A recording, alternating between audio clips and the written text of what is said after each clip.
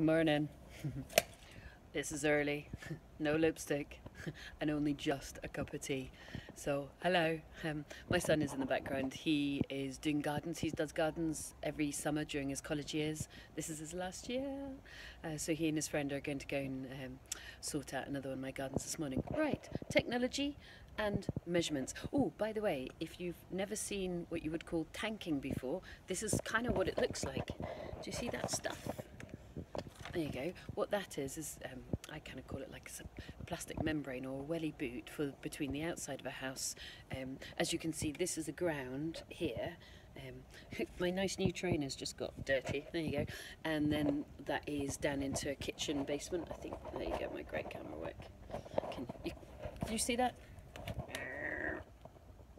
Yeah, there you go. So that's the part of the basement. And what the tanking does is, obviously for the inside of the house, oh, can you see it? There you go. The inside of the house with the plaster down there, and clearly there's a risk of damp coming through from this soil, and so it tanks the foundation of the house and just gives space to breathe, and if you like, an impermeable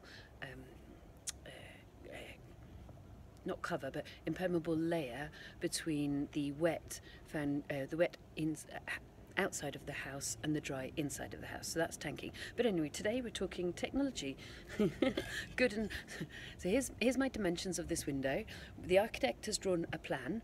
The architect is in Bristol, great. These are the initial dimensions. Here's my other piece of technology, and obviously my most important piece of technology. And then what I'm doing is using this smartphone and sending numerous photos and double and triple checking the measurements, and then sending off to the window supplier in Wales, who'll get working on this window today, because this is the last piece. And once we've got this window watertight, we're in. We'll have the building regs sign off, and then that'll be the job done, pretty much, apart from obviously doing the front garden. So it's interesting, isn't it? We use a super architect based in Bristol who's done the technological drawings for the conservation people. We then use a firm who are over the border, if you like, although we're in Bristol, so they're not that over the border. And they've been out to measure it once, but they wanted me to give the completely correct dimensions. So you kind of use the combination of old school and new school photographs, dimensions, so that they can fully understand it. And therefore it just saves them another trip.